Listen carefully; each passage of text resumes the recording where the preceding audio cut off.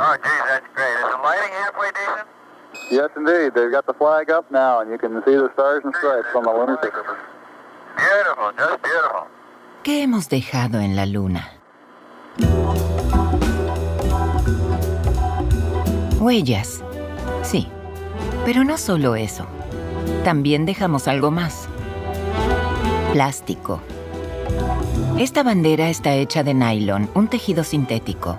Este emblema no solo cuenta la historia de la conquista del espacio, también habla del triunfo de un material que ha terminado desplazando a casi todos los demás. Crystal clear plastic that lets you see everything you wrap. Saran Wrap. You'll love it. Desde los años 50, el plástico ha revolucionado nuestra vida cotidiana. Lo usamos constantemente y casi sin pensarlo, para guardar cosas, cocinar, decorar o jugar. Ligero, versátil y barato. Es un material del que nuestra sociedad ya no puede prescindir. El plástico ha conquistado todos los ámbitos, lo invade todo, lo atraviesa todo. Contamina mares, ríos y suelos, y aparece incluso en los animales. ¿Y qué hay de nosotros? ¿Es posible que este material termine también en nuestros cuerpos?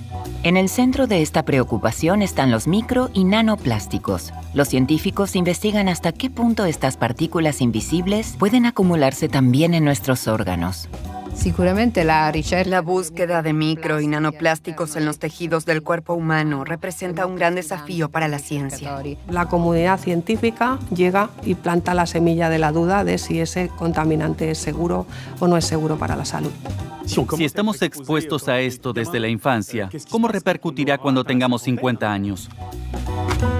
Junto a pioneros de la ciencia nos adentramos en un nuevo campo de investigación que podría cambiar radicalmente nuestra relación con el plástico.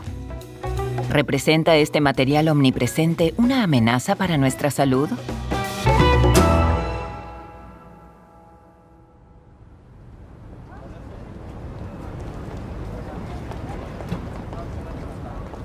Todo comenzó en 2017.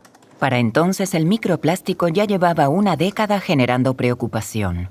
Pero la investigación se concentraba sobre todo en los océanos y animales marinos, hasta que Philip Schwabl tuvo una idea revolucionaria. Ya sabía que se había encontrado microplástico en peces y quería averiguar si también podía hallarse en los seres humanos. Philip Schwabl es el primer científico que analizó la presencia de plástico en seres humanos, más concretamente en sus heces. Pero conseguir financiación para un proyecto así no es nada fácil. Analizar heces en toda Europa y en el resto del mundo quizás sea algo poco habitual. Contactamos con amigos y colegas, les contamos esta idea un poco alocada y les pedimos muestras de heces.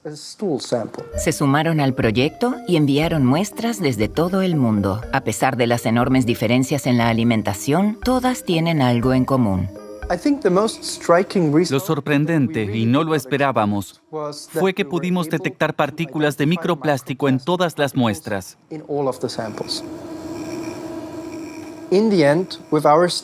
Con nuestro estudio pudimos demostrar por primera vez que los seres humanos ingieren microplástico. Teníamos la prueba. Se detectan microplásticos en el tracto gastrointestinal humano. El estudio de Philip Schwabl provocó un verdadero terremoto cuando se publicó en 2018. Por primera vez, tomamos conciencia de que estamos consumiendo plástico en forma de partículas diminutas. Este descubrimiento movilizó a la comunidad científica. Decenas de expertos en todo el mundo iniciaron estudios para determinar los riesgos que los microplásticos pueden representar. Riesgos para nuestra salud. Pero para poder evaluarlos mejor, primero debemos saber hasta qué punto estamos expuestos. ¿Qué tan contaminados están nuestros alimentos?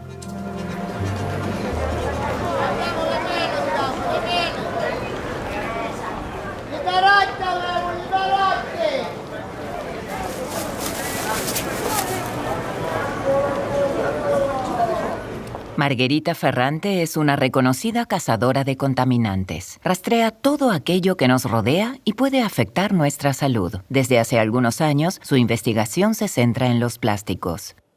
Queríamos analizar todos los alimentos de la dieta diaria en busca de microplásticos. Y empezamos por los que deberían tener un papel más importante, frutas y verduras.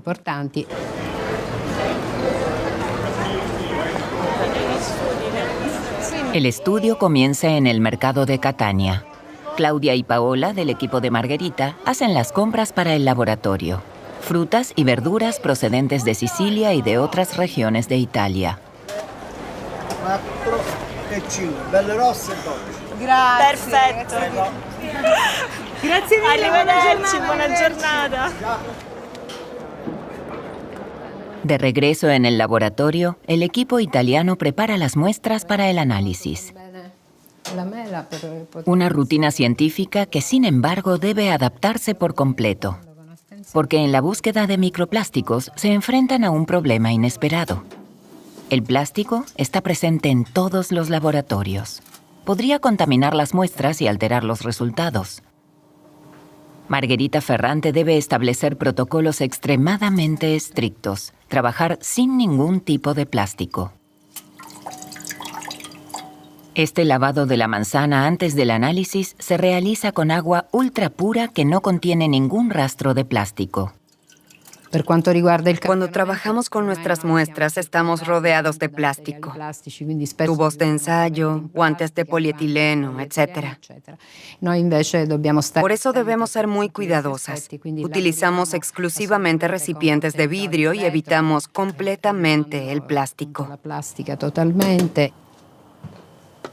Los guantes, que son imprescindibles, están hechos de un material especial que evita cualquier contaminación.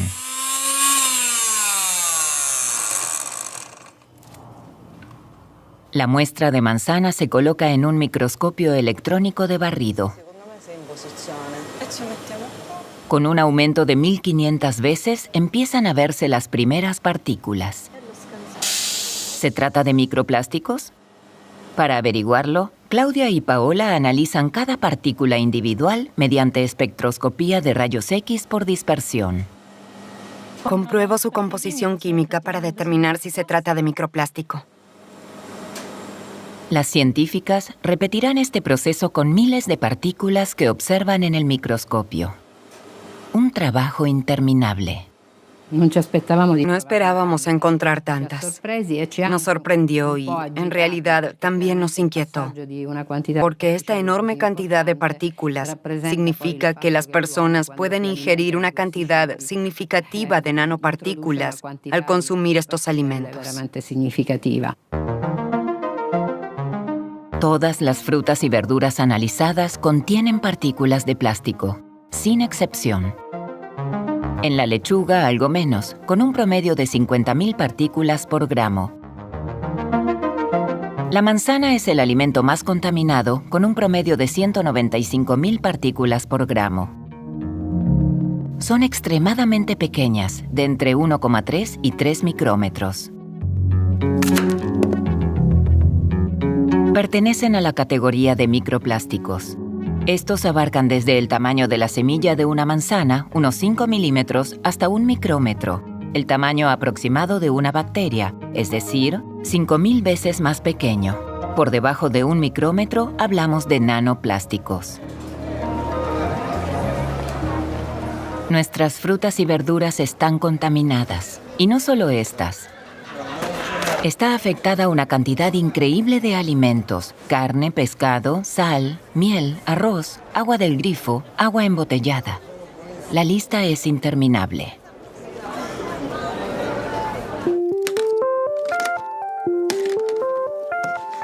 Los científicos han calculado que un francés ingiere cada mes 1,8 gramos de plástico en forma de micro y nanopartículas. Un estadounidense, 2,4 gramos. Un indonesio, 12,8 gramos, el peso de un marcador. El plástico forma parte de nuestra dieta diaria. La razón es sencilla. Los elementos básicos de los que provienen nuestros alimentos están contaminados: el suelo y el agua. A lo largo de todo su ciclo de vida, el plástico se fragmenta en partículas. Por desgaste y bajo la influencia de la lluvia y el viento, miles de millones de partículas se desprenden y contaminan suelos, aguas superficiales, aguas subterráneas y ríos. Es imposible rastrear el origen exacto de cada partícula de micro y nanoplástico.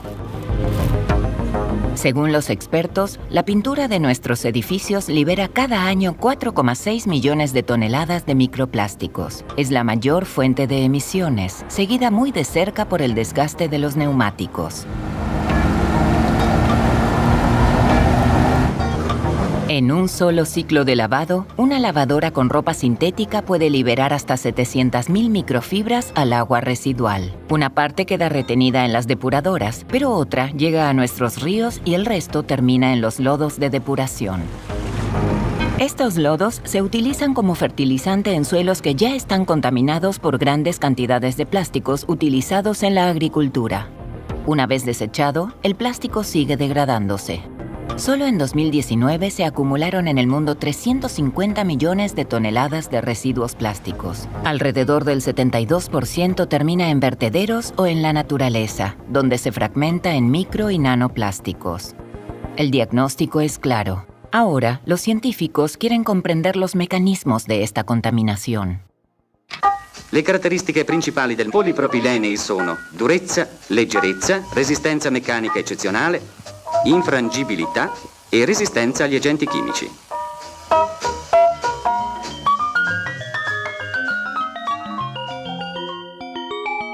¿Por qué se descompone en millones de partículas un material que se considera extremadamente resistente? Para investigarlo, la experta en degradación de materiales Fabienne Lagarde simula en su laboratorio las fuerzas naturales que actúan sobre los plásticos en el medio ambiente.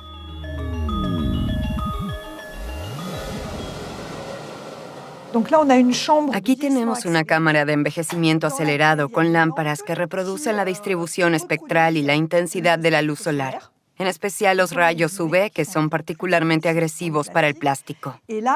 Corresponde a la intensidad del sol de verano en Miami al mediodía. Los gránulos utilizados para fabricar objetos de plástico se someten durante un mes a la luz solar artificial de Miami.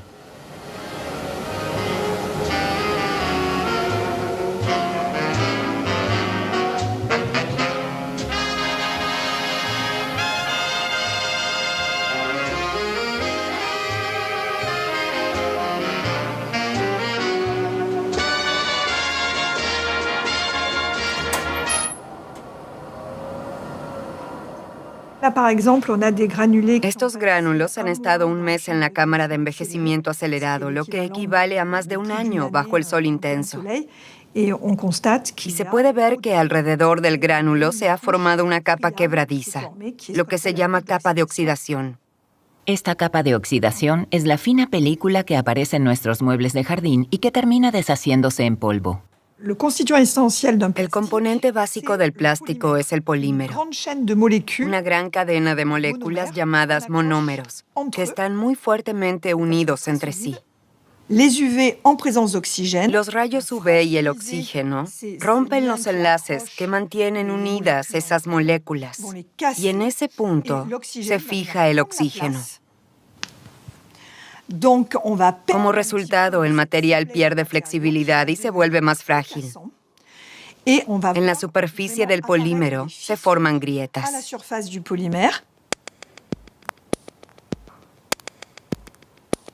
Después de este baño de sol, se ve bajo el microscopio electrónico que la superficie del gránulo está atravesada por grietas.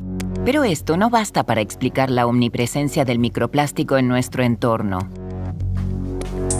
Fabienne Lagarde continúa su experimento. Después del sol artificial, estudia la acción del agua con ayuda de este agitador magnético.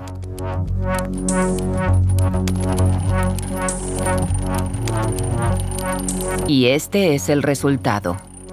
Antes de agitarse en el agua, el gránulo solo estaba agrietado. Después, la superficie está llena de surcos. Observamos que después de algunos meses de envejecimiento acelerado, podemos perder hasta un 10% de la masa inicial en forma de microplástico. Y la mayoría de las partículas miden solo unos pocos micrómetros, como se puede ver aquí. De esta manera pasan al agua varios millones de partículas de microplástico. Este fenómeno de descomposición del plástico en el medio ambiente también lo encontramos en un lugar inesperado, mucho más familiar. En casa. Cada vez que usamos un objeto de plástico, generamos partículas por efecto mecánico.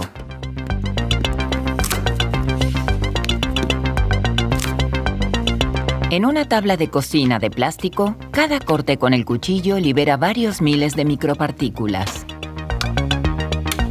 Los científicos estudian la descomposición de los objetos de nuestra vida cotidiana.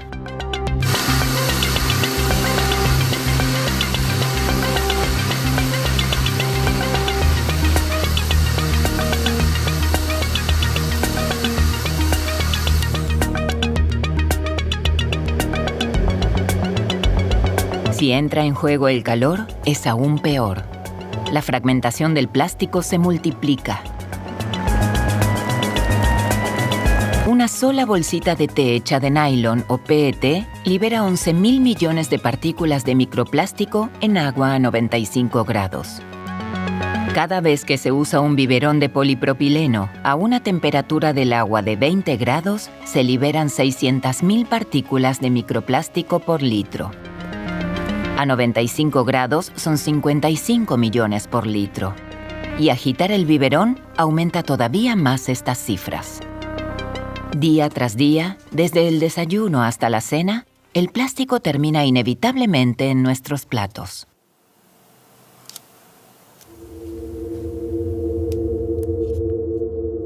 Los científicos consideran que nuestro sistema digestivo es la principal vía de entrada de partículas de plástico. A través de alimentos y bebidas llegan directamente al estómago y al intestino. Estos órganos están sometidos a una carga constante de plástico. ¿Podría esta invasión silenciosa poner en peligro nuestro sistema digestivo?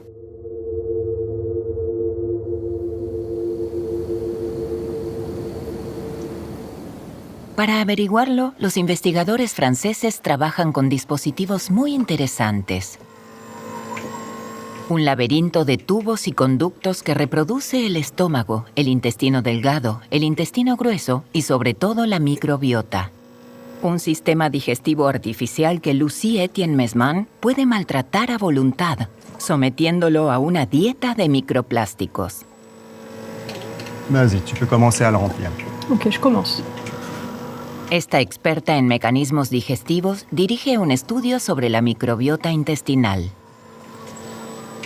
Además de su función principal, la digestión, el microbioma tiene muchas otras funciones.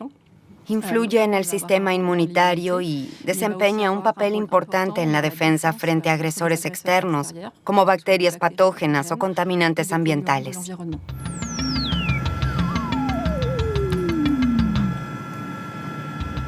Durante 2 semanas expusimos diariamente la microbiota a partículas de polietileno. Y cada día analizamos distintos parámetros para evaluar los efectos del microplástico sobre la microbiota.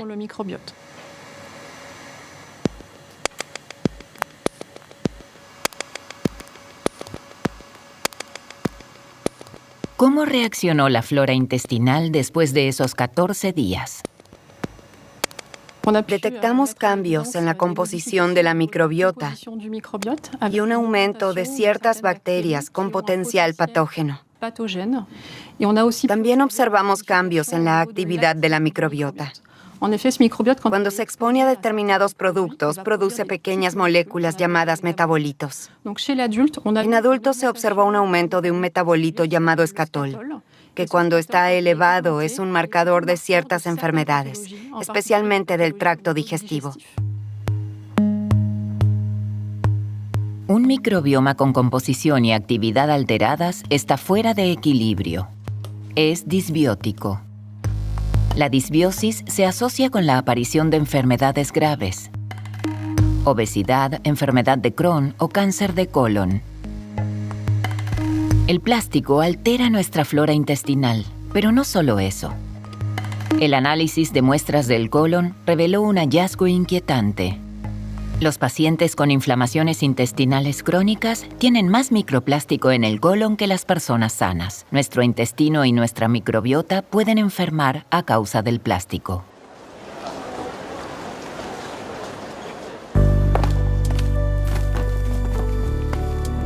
Hoy, el plástico está más omnipresente que nunca. La contaminación es desmesurada.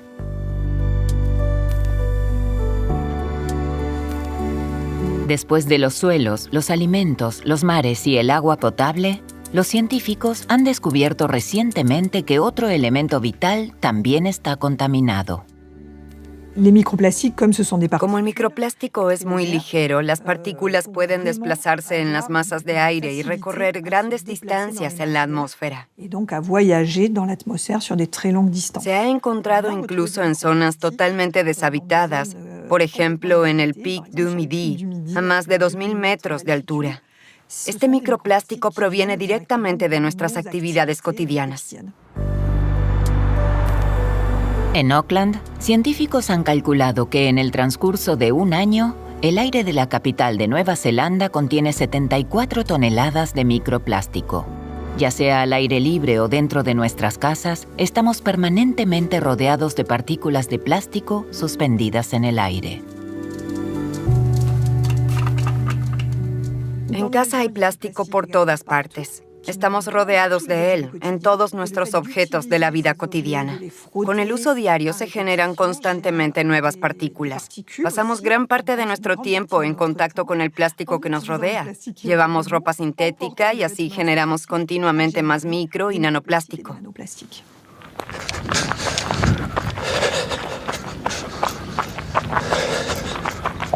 15 respiraciones en reposo, 50 al correr. Con cada inhalación, penetran en nosotros micro y nanopartículas. Después del sistema digestivo, la respiración es la segunda vía por la que el plástico entra en nuestro cuerpo. Afecta, por tanto, también a nuestros pulmones. ¿Con qué consecuencias? Es el tema que ocupa a Carlos Baeza Martínez, aunque no por ello renuncia a su entrenamiento matutino. Carlos es neumólogo. El descubrimiento de plástico en el aire ha dado un giro a su carrera. Desde 2020, además de trabajar en el hospital, se dedica a la investigación. El pulmón es el órgano interno que tenemos que está más expuesto al medio ambiente. Es como una ventana que tenemos abierta al exterior y esto pues, lo hace especialmente vulnerable. Para hacernos una idea, cada día respiramos alrededor de 12.000 litros de aire. Era evidente que los estábamos inhalando los microplásticos. Lo interesante era saber si estos eran capaces de alcanzar esas regiones más distales del pulmón, que son las más sensibles, y si podían tener algún papel en las enfermedades respiratorias.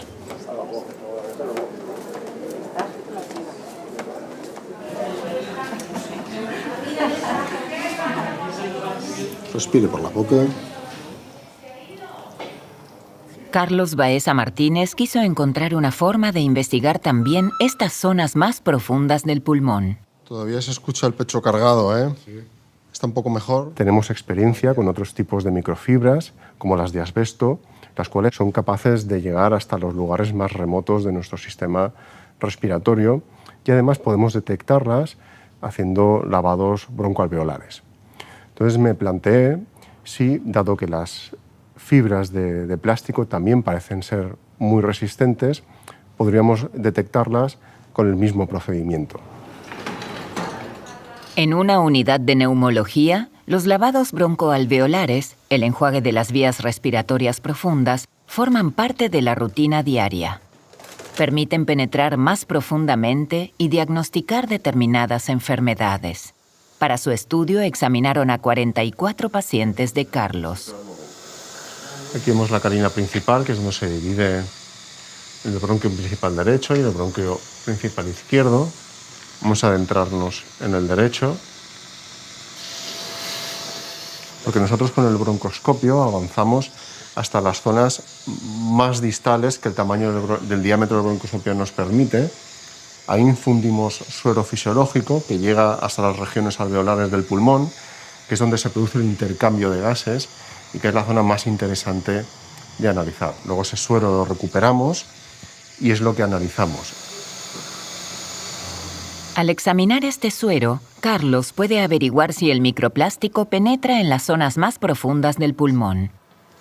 Pero este neumólogo también tiene que tener en cuenta la omnipresencia del plástico en el hospital.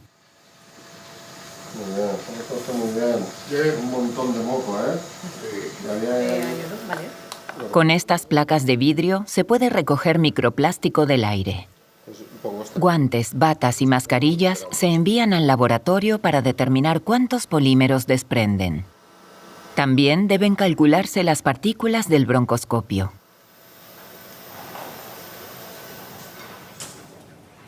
En el primer estudio que llevamos a cabo solo con las muestras de lavado broncoalveolar que estudiamos, detectamos microplásticos en más de 2 de cada 3 pacientes que analizamos.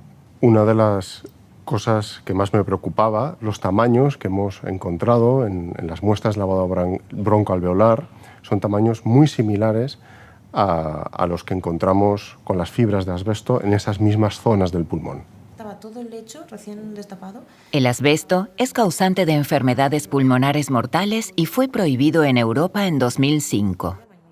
Este neumólogo quiere saber ahora si las enfermedades de sus pacientes podrían estar relacionadas con el plástico. Vacía, vacía, vacía, vacía, vacía y coge muy fuerte. Vaciamos el aire, todo lo que podamos. Cogemos fuerte. ¡Sopla! Aguanta ahí tirando todo lo que puedas. Un poquito más. Muy bien. Descansa. Vale, lo tenemos.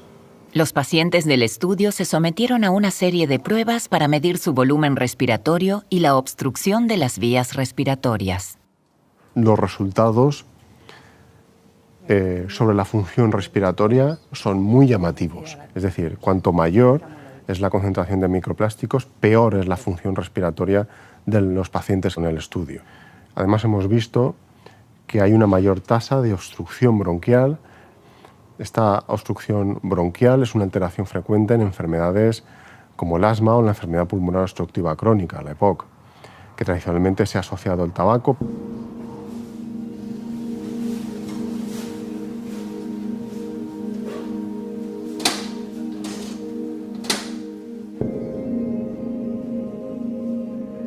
No creo que los microplásticos sean la causa única o fundamental de todas estas enfermedades, pero sí que creo que es altamente probable que la inhalación de estas micropartículas pueda tener un papel en la gravedad o en el control de esta enfermedad, que es lo que queremos averiguar.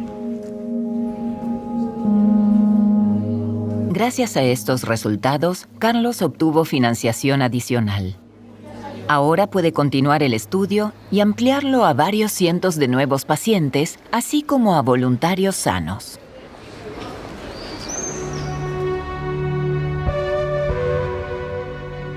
Respiramos y comemos plástico.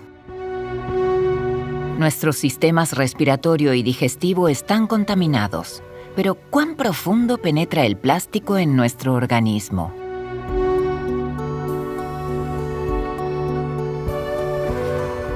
Los investigadores tienen ahora la prueba de que nuestros intestinos y pulmones no pueden frenar estas partículas. La función de barrera que protege al resto del cuerpo encuentra serias dificultades. La prueba: la detección de partículas en la sangre. El plástico circula por nuestras venas, llega a todos los órganos: hígado, riñones, corazón y cerebro. Todos están contaminados. El hecho de que las partículas de plástico superen nuestras barreras internas plantea preguntas a los científicos. Comienza una nueva búsqueda. Una búsqueda en lo más pequeño, en el universo nanoscópico, donde las partículas de plástico podrían interactuar con nuestras células.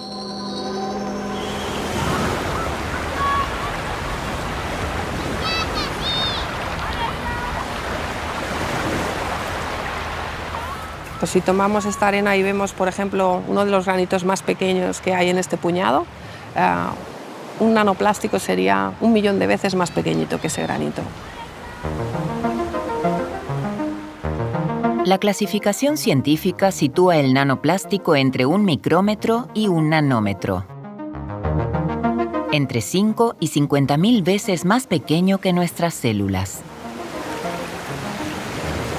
Esto hace que el nanoplástico sea más peligroso que el microplástico. Para tratar de entender la toxicidad potencial de los nanoplásticos, aquí vemos un cubo 6 caras de superficie. En cambio, si esto lo fragmentamos, la cantidad de caras que hay aumenta a 48. ¿Eso qué significa? Que este nanomaterial tendrá muchas más oportunidades, muchas más caras, mucha más superficie para interaccionar con los lípidos, con las proteínas, con el DNA, con los componentes moleculares que son relevantes para una célula. Debido a estas propiedades, Alba Hernández decidió centrar su trabajo en el nanoplástico. La científica reunió a un equipo de 21 investigadores especialistas en nanomateriales de todo el mundo. Juntos comenzaron a producir el material indispensable para sus estudios: partículas de nanoplástico. Una primicia.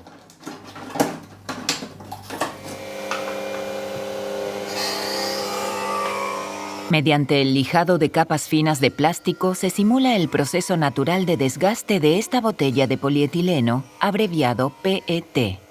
Una tarea larga y laboriosa. Después de unas 2-3 semanas, 8 horas por día, el resultado que obtenemos son 4 gramos de PET, aproximadamente. Tanto trabajo para tan poquito. Y de esos 4 gramos de polvo de PET, tras otros procedimientos, solo quedan 40 miligramos de nanopartículas. Con eso, se puede investigar durante 6 meses. Entonces, esto es un material realmente muy valioso porque no hay otros laboratorios en el mundo que tengan este PET que está por debajo de la micra. Es único porque es representativo de lo que podemos encontrar en el medio ambiente. Este nanoplástico casero se pone en contacto con células de vasos sanguíneos. ¿Cómo reaccionarán ante estas partículas nanoscópicas? Para averiguarlo, los investigadores utilizan un instrumento altamente desarrollado. El microscopio confocal permite observar por separado los núcleos celulares, sus membranas y las partículas de nanoplástico. Gracias a estos 3 niveles coloreados de forma diferente, mostrados en 3 dimensiones, se puede localizar la posición de los cúmulos de nanopartículas respecto a la célula. Cada uno de los núcleos representa una célula y después en todo alrededor del núcleo y dentro del citoplasma, cada célula está llena de plástico verde dentro. Sí, estas partículas, las que están más individualizadas, son de 50 nanómetros, pero las estructuras que aquí vemos son vesículas mucho más grandes que se encuentran en torno a las 4 o 5 micras. Claro, el plástico que tú has utilizado, si es de 50 nanómetros, es unas 3.000 veces más pequeño que lo que sería esta célula. No entran de manera por fuerza, digamos, o por gravedad o por acción mecánica, sino que hay la célula activamente, al sentir que hay algo en su membrana, lo engloba y lo internaliza. Sí. El equipo de Alba repite el experimento con células de pulmón, hígado e intestino. Todas incorporan el nanoplástico. Es que es casi como inimaginable, ¿no?, pensar que una célula tan atiborrada, tan llena de plástico, ocupando todo ese citoplasma, no tenga algún efecto sobre el comportamiento, sobre la salud de esta célula.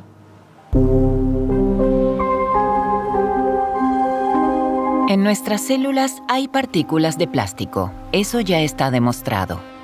El plástico puede penetrar hasta la célula, la unidad básica de la vida y el elemento constitutivo de todo nuestro organismo.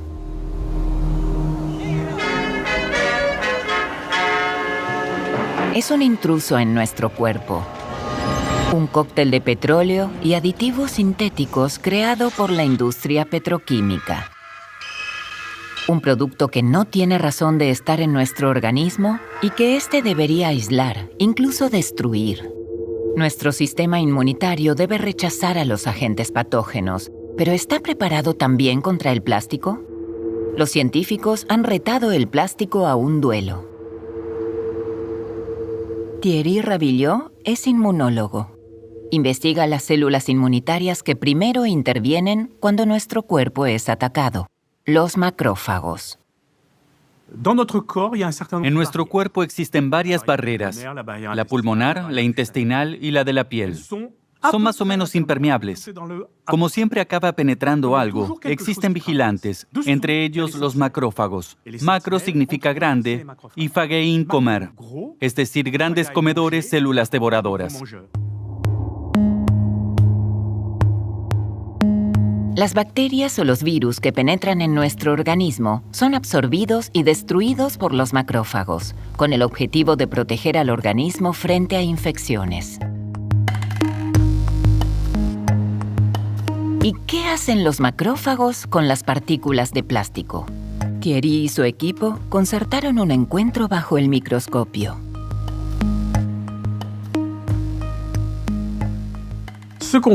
Aquí observamos los macrófagos. Hemos marcado su contorno con un colorante rojo. Los verdes son pequeñas esferas de poliestireno que les hemos dado durante 24 horas para su internalización. Si ampliamos esta galaxia interior, vemos que el poliestireno, del que se fabrica el poliestireno expandido, marcado con fluorescencia, ha penetrado en el interior de las células inmunitarias. Todas las células han comido plástico. Así que los macrófagos hacen honor a su nombre. Queda la pregunta de si también terminan su trabajo y destruyen las partículas de plástico que han ingerido. Esa es la siguiente fase del experimento. Thierry Ravillot deja pasar una semana. Un jour d'exposition, une semaine de récupération. Et Ils ont bien mangé quand même. le plastique est toujours là. Là, ce que ça montre, effectivement, à partir Mientras permanezca la fluorescencia, significa que el plástico sigue ahí. No ha sido destruido. De una bacteria no quedaría nada después de un día. La situación es completamente diferente del funcionamiento normal de un macrófago, que destruye lo que ingiere. détruire ce qu'il est en train d'ingérer. El plástico gana el duelo. Los macrófagos están en jaque mate y no pueden destruirlo. Et la dernière Nuestro último experimento. Cada día una pequeña dosis. jour, Et t'as mis quoi? Plusieurs petites j'ai fait 5 concentrations? fois 10 Ah au ouais. lieu de 50. Waouh. Putain, ils ont tout pris. Pareil, j'ai tout mangé. C'est-à-dire que si on donne plusieurs doses, c'est En este experimento no me detengo tras una dosis. Doy una, luego una segunda, etc. Et ça, c'est très important. Este experimento es muy importante porque refleja condiciones de la vida real. Cada día nos contaminamos un poco más. Eh bien, on va... Y se observa que los macrófagos absorben el plástico y almacenan cada vez más. plus en plus. A largo plazo, esta acumulación de plástico puede provocar una sobrecarga de las células inmunitarias. Una consecuencia sería que los macrófagos fueran menos eficientes en la defensa contra los patógenos. Pero no es todo. El otro efecto sería una hiperactividad de los macrófagos debido al exceso de plástico. Les cellules immunitaires Las células inmunitarias, entre ellas los macrófagos, utilizan peróxido de hidrógeno para matar bacterias y destruir determinadas sont sustancias. sensibles à l'oxygène. Los macrófagos que han absorbido el plástico intentan deshacerse de él liberando peróxido de hidrógeno. Malheureusement, Desgraciadamente, el poliestireno es muy resistente químicamente. donc il va produire en Por lo tanto, seguirán produciendo peróxido de hidrógeno de forma permanente y este se liberará. avec de l'oxygène. Saldrá de los macrófagos hacia el tejido circundante y si esto continúa ocurriendo, puede dañarlo a largo plazo. Este mecanismo se activa en enfermedades crónicas como la silicosis y las enfermedades relacionadas con el asbesto. Por lo tanto, se plantea la cuestión de si también puede activarse con una exposición prolongada de los macrófagos a partículas de plástico.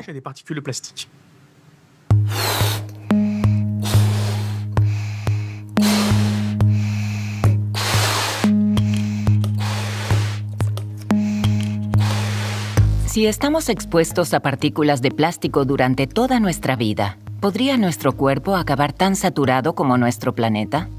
Los científicos reconocen que nuestra exposición crónica podría ser la clave. La clave para comprender la toxicidad del micro y nanoplástico. Alba Hernández ha decidido adoptar un nuevo enfoque. Su estudio in vitro será diferente. En lugar de durar unos pocos días, estará planteado a largo plazo. Un desafío para su equipo. Las personas están expuestas a bajas dosis de plástico de manera crónica durante toda la vida. Llevar eso al laboratorio y tratando de huir de trabajar con animales de experimentación. Durante 7 meses y medio, el equipo en Barcelona se turna incansablemente. Día tras día exponen células pulmonares a nanoplástico de PET.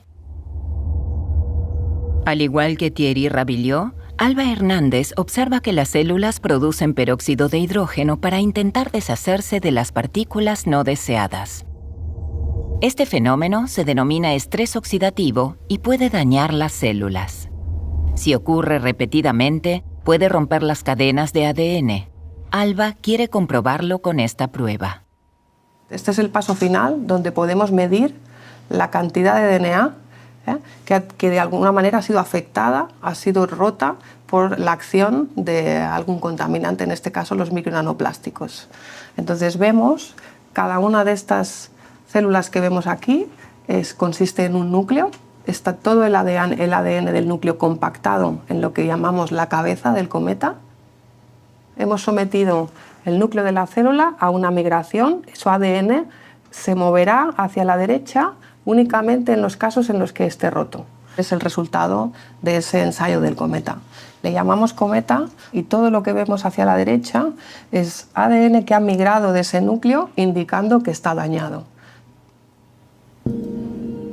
Estas cadenas de ADN rotas son otra prueba del daño que puede causar el nanoplástico. Que estos micronanoplásticos son capaces de hacer daño al ADN, son genotóxicos. Si se repiten, estos daños en el ADN pueden provocar mutaciones genéticas. Una perspectiva inquietante para Alba, que continúa investigando.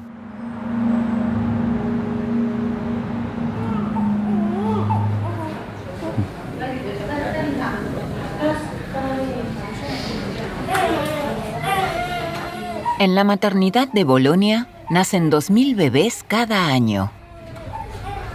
Antonio Ragusa ha compartido este momento especial con muchas familias.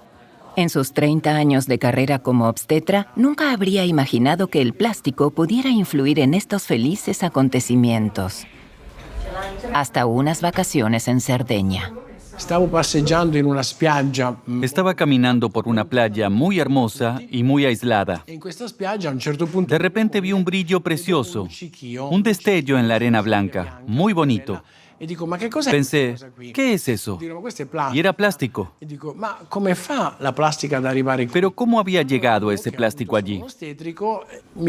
Soy obstetra y me pregunté, si el plástico puede ser transportado por el mar hasta un lugar tan remoto, si algo así es posible en nuestro mar exterior, el Mediterráneo, entonces quizás también sea imaginable que algo similar ocurra en nuestro mar interior, en el líquido amniótico. Antonio decidió investigar el asunto. Analizó 6 placentas. Y por primera vez en el mundo, se descubrió microplástico en este órgano que conecta a la madre con el feto. Partículas de polipropileno, tanto en la parte materna como en la parte fetal de la placenta. El microplástico ha atravesado la barrera placentaria. Cuando descubrí las primeras partículas de plástico en el microscopio, me alegré solo por un momento. Era un descubrimiento importante. Oh, che scoperta, bello. Pero es terrible y triste. Una cosa triste. Habría sido mejor no haberlas encontrado allí.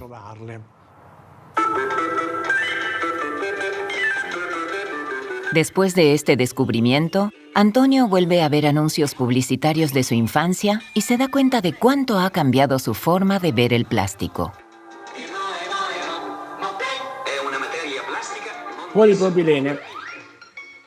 Esta publicidad se emitía cuando yo era pequeño, en los años 60.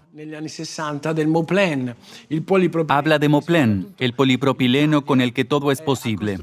Italia construyó su prosperidad y el polipropileno fue descubierto por un italiano. Se llamaba Natta y por este descubrimiento recibió el premio Nobel. Siempre me pareció interesante que un italiano descubriera el polipropileno en los años 50. Y ahora otro italiano lo descubre 60 años después en la placenta. Debemos entender cómo el plástico, sobre todo el Moplen, pasó de ser un invento fantástico a algo terrible.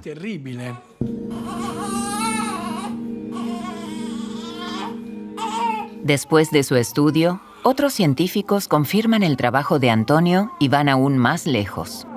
Detectan partículas de plástico en el útero, en el líquido amniótico y en el meconio, las heces del feto. La contaminación de nuestro cuerpo comienza ya en el útero.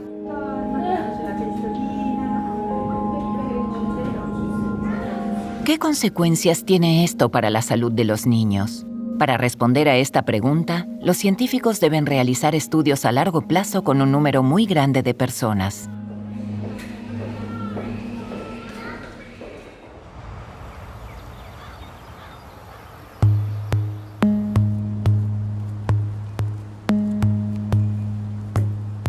En Bélgica se realiza desde 2010 un seguimiento médico a 2.500 madres y niños, es decir, mucho antes del descubrimiento del plástico en el cuerpo. Patricia y su hija Linke participan en el estudio. Testje gedaan, dan mag je het ook afvinken en dan weet je ongeveer hoe lang het nog duurt. Goed? Después del parto se conservó la placenta de Patricia y se extrajo sangre del cordón umbilical.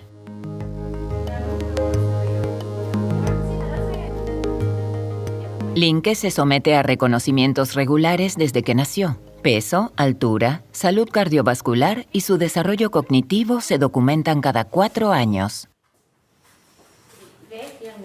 Gracias a este estudio se ha creado una base de datos sin precedentes con datos clínicos y muestras biológicas. Este es uno de nuestros biobancos con todas las muestras de tejido placentario recogidas. Para una científica, disponer de tanto material de investigación es extremadamente valioso y único, comparable a un tesoro. Nelly Sanen quiere utilizar este banco de muestras para investigar los efectos de la contaminación por plástico desde el nacimiento. Incluso antes de nacer, un niño está expuesto a una gran cantidad de influencias ambientales, sin haberlo pedido nunca. Queremos entender cómo estos micro y nanoplásticos pueden afectar la salud del niño y si podrían estar relacionados con el desarrollo de ciertas enfermedades a lo largo de su vida.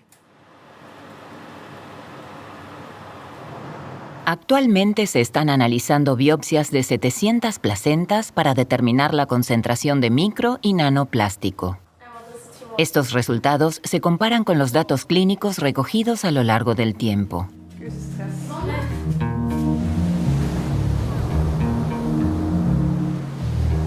En Barcelona, Alba Hernández continúa investigando. Tras descubrir que el nanoplástico puede romper el ADN y provocar mutaciones genéticas, quiere comprobar las consecuencias. Una de las consecuencias de una célula que acumula mutaciones con el tiempo, pero que no se muere, es que esa célula se vuelve tumoral, por ejemplo. Está asociado al acúmulo de mutaciones al cáncer. El cáncer, una enfermedad con muchas causas.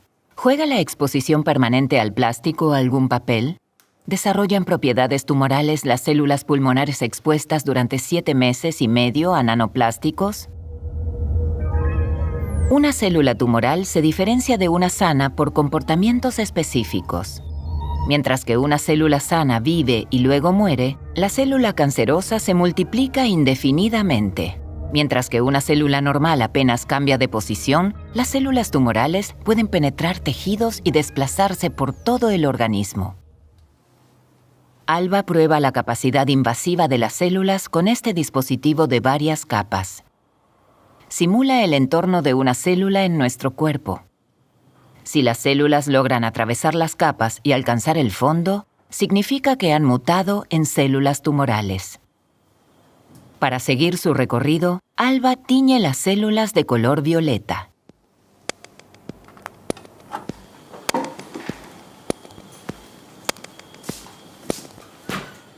Tras 48 horas de incubación, el resultado puede verse a simple vista. Este es el punto final del ensayo de invasión. Las células controles, las células sanas, que no han estado expuestas al plástico. No vemos nada de color lila, eso quiere decir que no hay células en ese fondo porque no tienen esa capacidad de invadir todas esas capas. Por el contrario, aquí tenemos las células que han estado expuestas durante más de 7 meses al PET. Tenemos todo el fondo cubierto de lila, indicando que está todo lleno de células que han sido capaces de digerir la matriz extracelular, de atravesarla, de llegar a la capa donde teníamos los poros y de atravesar esos poros. Esto quiere decir que estas células son cancerosas y que además tienen la capacidad de hacer metástasis, de atravesar tejidos. En el contexto del conjunto de evidencias que tenemos, sí que estamos viendo que el micronanoplástico, en concreto el de PET, derivado de botellas de agua reales, es un agente que puede ser cancerígeno. Ahora es el momento de colectar más evidencias in vitro, con otros materiales, con otras dosis, y moverse al plano in vivo. Si esto se corrobora, si esto se ve a otras dosis, se ve con otros modelos, aparte de las células pulmonares que nosotros hemos utilizado, la conclusión sería que el plástico es cancerígeno. Unità monomeriche asimmetriche. Moplen è infrangibile, non fa rumore e dura a lungo. En unos pocos años, los científicos han hecho descubrimientos increíbles. Han detectado partículas de plástico en todo nuestro organismo y comienzan a descubrir vínculos con enfermedades cada vez más frecuentes, como inflamaciones crónicas y el cáncer. Si tomamos en cuenta que tenemos ya evidencias de exposiciones elevadas, junto con algunos estudios que dicen que los efectos también pueden ser perjudiciales, pues eso nos pone frente a un problema que verdaderamente puede ser un problema global de salud pública.